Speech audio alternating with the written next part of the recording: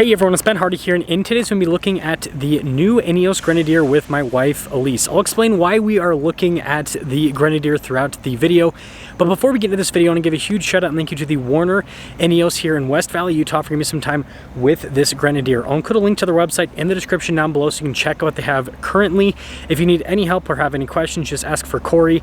And then as always, on a side note, if you're going to save time and money the next time you purchase a car, link to my car buying guide in the description down below. Let's get into it.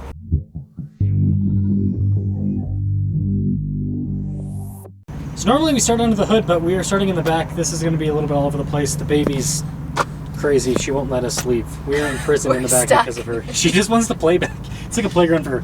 But first off, this is supposed to be easy to clean, super durable. You kind of notice that with the material use throughout. You got a lot of tie-down areas and lots of vertical space here in the back. But what do you think about the overall practicality back here? So space, and then how, instead of having carpeting like most cars, how they've done this material, I so think that this is way better.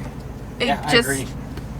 We pick up trees and plants and other things, and sweeping the dirt out of this would be way easier than trying to get a vacuum. Or spilled bottles, or diaper changes back here, or something. This is much more preferable. And then what do you think about the split door situation where you got the big one and the little one? So it's kind of like the Defender, but also different.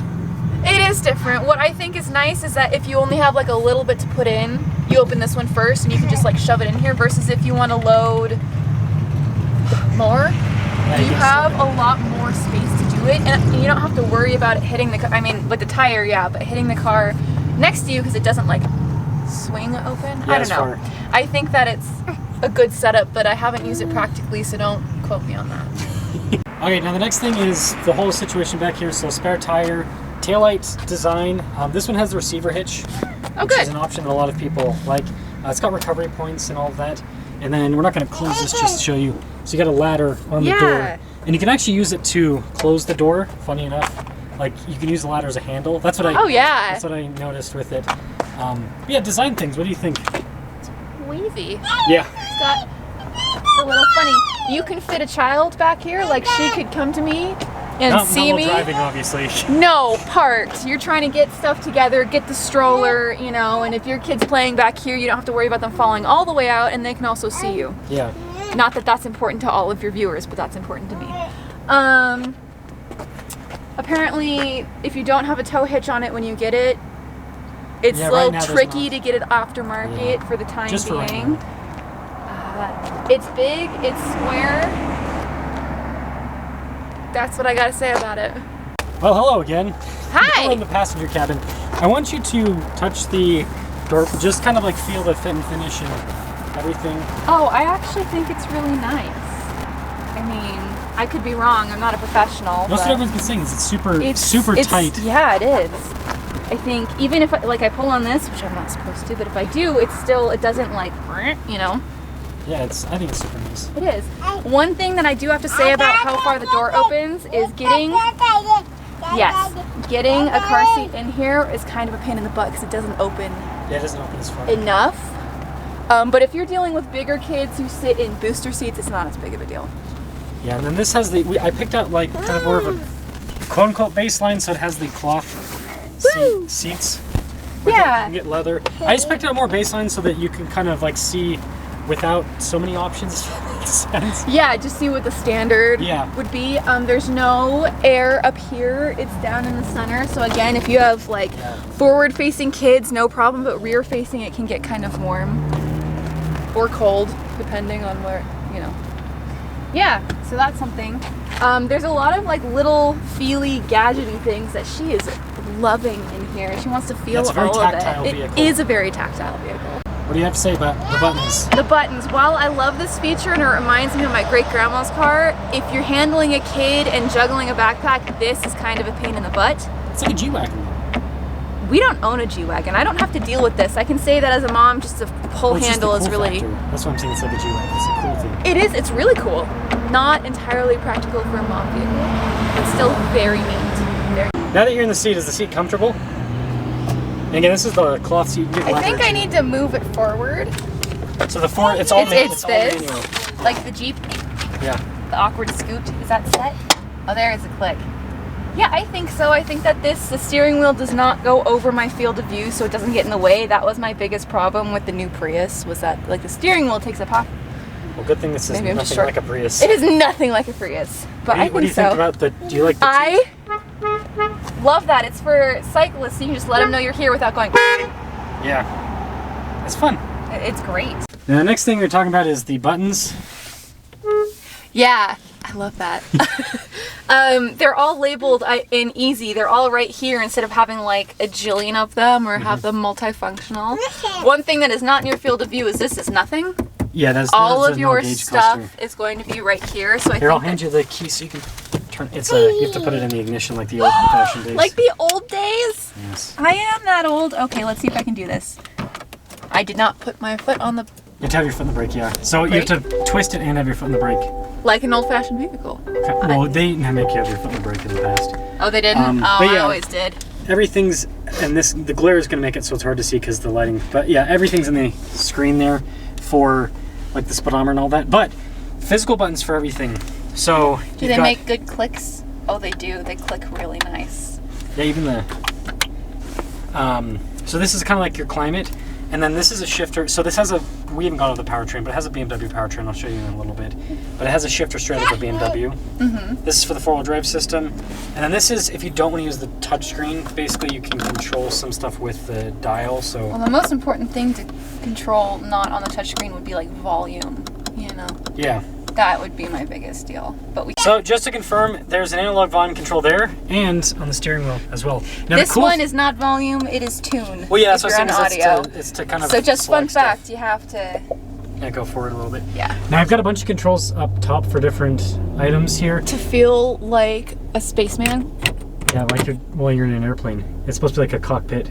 Yeah, I was thinking rocket ship, but. That's funny. So then you got like the diff locks and everything. So this. Oh, she's crazy today. The off-road mode's really cool because it actually turns off all of the nannies. So like it turns off your seatbelt alarm. It turns off that stuff so that when you're off-roading and you're not supposed to off-road without a seatbelt, but like silence, big brother. So that yeah, exactly. But yeah, they've got a bunch of buttons up top. No mirror. Hey, because you don't need one because it's a utilitarian vehicle. As a female, I would like a mirror. Probably gonna get hate for that comment, but it's true. Oh, you can't press. It's physical buttons for everything. Well, I know that, but sometimes you can press things in. I'm just testing things out. So we're outside because we have to look at the engine. There it is. So it's made by BMW. It's a 3-liter inline 6. It puts out 282. I mean, you'll see if it feels fast or whatever, but 282 horsepower, 332 pound-feet of torque. Yeah. It's supposed to be BMW's most reliable powertrain. Toyota's said that it's good powertrain. Ineos, obviously this is a new manufacturer. They use it, but they picked it because they said that it's a good powertrain as well. She is running off. Good thing there's a fence. Good thing there's a fence. Well, now we're stuck over here. I wonder why. Anyways, what do you think about the overall design of the Grenadier? I think it's super neat. We didn't really get to go. Hi, come up. We didn't really get to go over the outside. Let's see if we can do that now. I don't think she's going to cooperate. If we look. This is the utility bar, so you can like hold stuff on it. Yeah, I mean it's that, but it's also another texture item, and I think that I like the square. I like the old design. Where are you going? Back to prison. I like that everything is analog, or most. I mean, there's still a screen, but a lot of what you can control is buttons. I think it's really neat. We'll see how it drives. So, setting off in the Grenadier. Straight, right, left? Turn right. Turn right. Have you noticed the steering's weird? That's the thing that everyone comments on the Grenadier is that the steering, because it's like awkwardly light, but it's great. Apparently it's great for off-roading. I haven't taken one of these off-road yet. Yeah, I wasn't actually going to complain that much. It's just like a car that doesn't respond to you right away. That's how it feels. And you don't care. I don't care. All right, that is interesting. Yeah, it kind of goes. So you have to constantly kind of correct the steering as you're driving. A little bit. I'm gonna need directions. The blinkers pop up right here. Yeah. Which is fascinating to me. I mean, it's good to know if they're on or not, but I also. Yeah, I have to get used to the fact that it's over there. I also... Oh, it tells you what the speed limit is. Ah! That was the lane departure. Well, I'm pretty sure you can turn it off.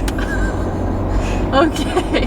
We'll just keep going straight through here. Just keep going straight. We're still... Well, what do you think about the engine and the suspension? I haven't taken this to its limits. I am just getting on the road, so I'm gonna go through this green. Whee! That was nice. Yeah, B58 for the win. And now we're gonna test out the brakes carefully. Oh, they're responsive. It's like weird to think that the brakes and the gas are so responsive when the wheel isn't. I can go like this and we're not moving. Yeah. Yeah, I mean, it's nice. Wait until you do like accelerate from a standstill here, it'll be fun. There we go, we'll see what the...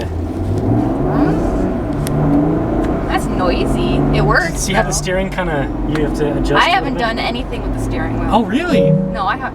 Stop it. It's got nannies. Okay, I don't know. When I accelerated, maybe it's because I was going around a corner a little bit. That would probably be it. If I turn, it should...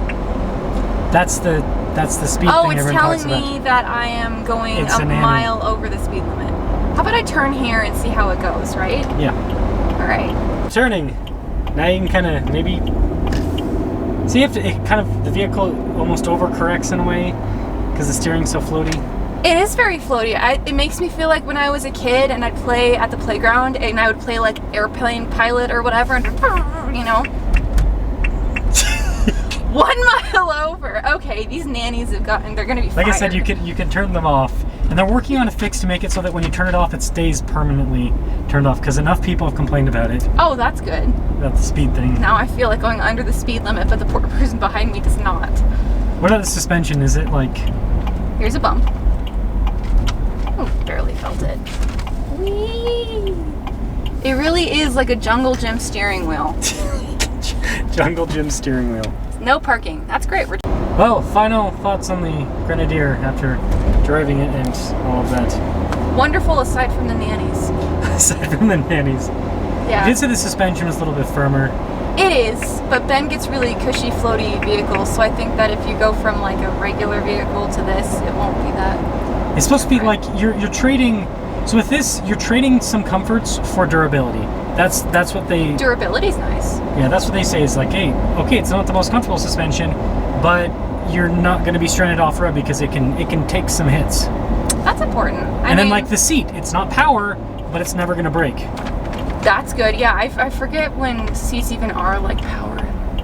Yeah, because you adjust it once and then you're done. Yeah, unless you're driving with Ben, who drives like way back here.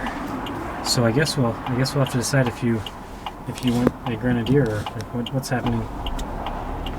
I don't know what's happening. What's happening? Dun, dun, dun, dun, dun. Dun, dun, dun, dun. Bye.